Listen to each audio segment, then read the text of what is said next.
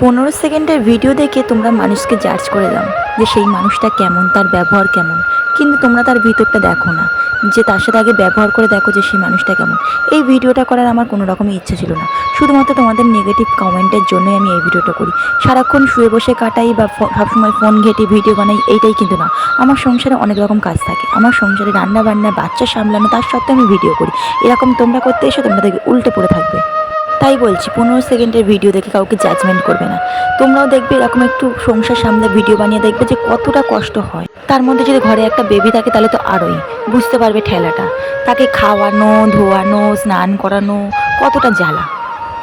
তাই আবারও একটা কথা বলছি, আমাকে কমেন্ট করার আগে 10 বার মাথায় ভাবনা চিন্তা নিয়ে কমেন্ট করবে। নেগেটিভ কমেন্ট করলে এবার কিন্তু আমি আনসার দিতে বাধ্য হব।